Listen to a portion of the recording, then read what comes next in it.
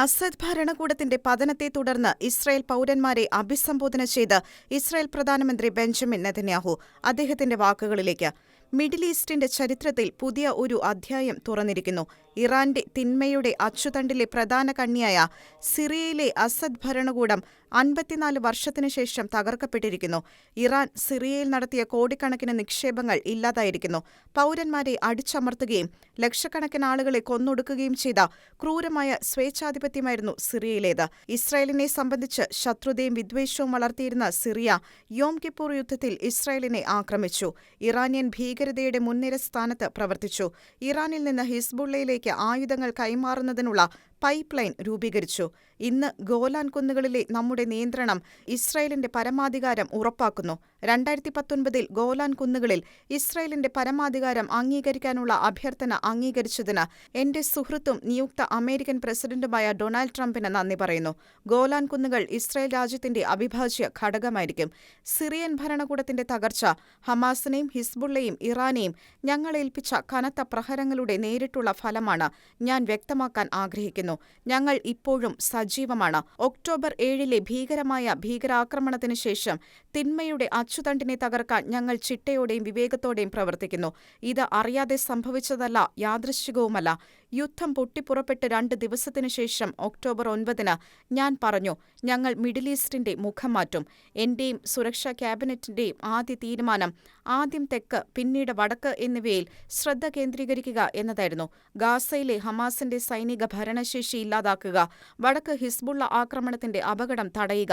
Gaza മുനമ്പിൽ ഞങ്ങൾ ഇറാന്റെ ഭുജം തകർത്തു, ഹമാസിന്റെ ബ്രിഗേഡുകൾ തകർത്തു, സംഘടനയുടെ നേതൃത്വത്തെ ഇല്ലാതാക്കി, ഹമാസിന്റെ ഭീകരവാദ അടിസ്ഥാന സൗകര്യങ്ങൾ തകർത്തു.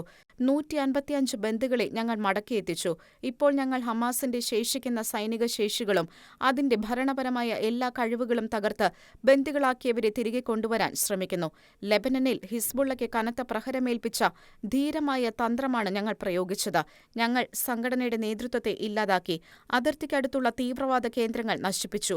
പതിറ്റാണ്ടുകളായി നിർമ്മിച്ച തീവ്രവാദ ശക്തി കേന്ദ്രങ്ങൾ, അതിന്റെ ആയുധശേഖരത്തിന്റെ ഗണ്യമായ ഭാഗം എല്ലാം നശിപ്പിച്ചു. നസ്രല്ല ഇസ്രായേലിനെതിരെ ആക്രമണത്തിന്റെ തീജ്വാലകൾ ആളിക്കത്തിക്കുക മാത്രമായിരുന്നില്ല, ഹിസ്ബുള്ളയെയും സിറിയയെയും ഇറാനെയും ബന്ധിപ്പിക്കുന്ന കണ്ണികൂടിയായിരുന്നു. അതിനാൽ നസ്രല്ലയുടെ ഉന്മൂലനം ഭീകരതയുടെ അച്ചുതണ്ടിന്റെ തകർച്ചയിലൊരു വഴിത്തിരിവായി. ഞങ്ങൾ അത് ഘട്ടം ഘട്ടമായി പൊളിക്കുന്നു. പേർഷ്യൻ ഗൾഫിൽ നിന്ന് മെഡിറ്ററേനിയൻ കടലിലേക്ക് ഇറാൻ ഭീകരതയുടെ പാത തെളിച്ചിരുന്നു. ഇറാനിൽ നിന്ന് ഇറാഖിലേക്കും, ഇറാഖിൽ നിന്ന് സിറിയയിലേക്കും, സിറിയയിൽ നിന്ന് ലെബനനിലേക്കും.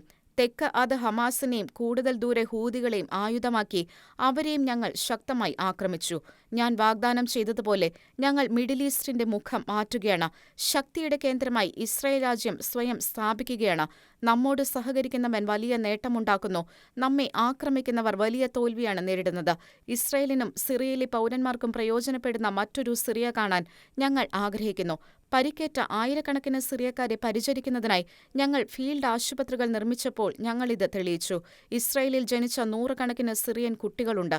ഇന്നും ഇസ്രായേലുമായി സമാധാനത്തോടെ ജീവിക്കാൻ ആഗ്രഹിക്കുന്നവർക്ക് ഞങ്ങൾ കൈകൾ നീട്ടുന്നു. ഇസ്രായേലിനെ ഉപദ്രവിക്കാൻ ശ്രമിക്കുന്നവരുടെ കൈ ഞങ്ങൾ വെട്ടിമാറ്റും. പ്രതിരോധ മന്ത്രി ഇസ്രായേൽ കാറ്റ്സിനൊപ്പം സുരക്ഷാ ക്യാബിനറ്റിലെ എല്ലാ അംഗങ്ങളുടെയും പിന്തുണയോടെ ഇസ്രായേലിനും സിറിയയ്ക്കുമിടയിലുള്ള ബഫർ സോണും അതിനടുത്തുള്ള നിയന്ത്രണ സ്ഥാനങ്ങളും പിടിച്ചെടുക്കാൻ ഞാൻ IDF-നോട് ഉത്തരവിട്ടു. ഇതിൽ ഹെർമോൺ പർവ്വതത്തിന്റെ കൊടുമുടി ഉൾപ്പെടുന്നു. ഞാൻ ഗോലാൻ കുന്നുകൾ സന്ദർശിച്ചപ്പോൾ ഈ മേഖലയുടെ സവിശേഷതകൾ വിലയിരുത്തുകയുണ്ടായി. സിറിയൻ അതിർത്തിയിൽ IDF-നെ വിന്യസിക്കുന്നതിനെക്കുറിച്ച് ഞാൻ വിശദീകരിച്ചു. ഇസ്രായേലിന്റെ സുരക്ഷയെ ബാധിക്കാതിരിക്കാൻ ആവശ്യമായ നടപടികൾ സ്വീകരിക്കാൻ ഞാൻ സൈന്യത്തിന് നിർദ്ദേശം നൽകി. ഏവരും പരിഹസിച്ച് നിഷേധിച്ച ഇസ്രായേലിന്റെ സമ്പൂർണ്ണ വിജയം ഇന്ന് യാഥാർത്ഥ്യമായിരിക്കുന്നു. ഡമാസ്കസിലെ ഭരണകൂടത്തിന്റെ പതനത്തിനു ശേഷം ഹമാസ് എന്നത്തെക്കാളും ഒറ്റപ്പെട്ടിരിക്കുകയാണ്. ഹമാസ് ഹിസ്ബുള്ളയിൽ നിന്ന് സഹായം പ്രതീക്ഷിച്ചിരുന്നു, ഇറാനിൽ നിന്നും സഹായം പ്രതീക്ഷിച്ചിരുന്നു, അസദ് ഭരണകൂടത്തിൽ നിന്നും സഹായം പ്രതീക്ഷിച്ചിരുന്നു. എല്ലാം അവർക്ക് നിഷേധിക്കപ്പെട്ടു. ഹമാസിന്റെ ഒറ്റപ്പെടൽ നമ്മുടെ ബന്ദികളെ തിരികെ കൊണ്ടുവരുന്ന ഒരു കരാർ മുന്നോട്ട് കൊണ്ടുപോകുന്നതിനുള്ള ഒരു അധിക വാതിൽ തുറന്നിരിക്കുന്നു. നമ്മുടെ ചരിത്രം പോരാട്ടത്തിന്റെയും വീരത്വത്തിന്റെയും വിജയത്തിന്റെയും കഥയാണ്. ശത്രുക്കൾക്ക് മുൻപ് ഇസ്രായേൽ ഇവിടെയുണ്ടായിരുന്നു, ശത്രുക്കൾക്ക് ശേഷവും ഇസ്രായേൽ ഇവിടെ തന്നെ ഉണ്ടാകും. ഇസ്രായേൽ ജനത അതിജീവിക്കില്ലെന്ന് ലോകം എണ്ണമറ്റ തവണ വിധിച്ചിട്ടുണ്ട്. പക്ഷെ ഞങ്ങൾ അങ്ങനെയല്ലെന്ന് ആവർത്തിച്ച് തെളിയിച്ചിട്ടുമുണ്ട്. ഇസ്രായേലിന്റെ നിത്യനായവൻ നുണ പറയുകയില്ല. ദൈവസഹായത്തോടെ എല്ലാം അതിജീവിക്കുമെന്നും നെതന്യാഹു കൂട്ടിച്ചേർത്തു.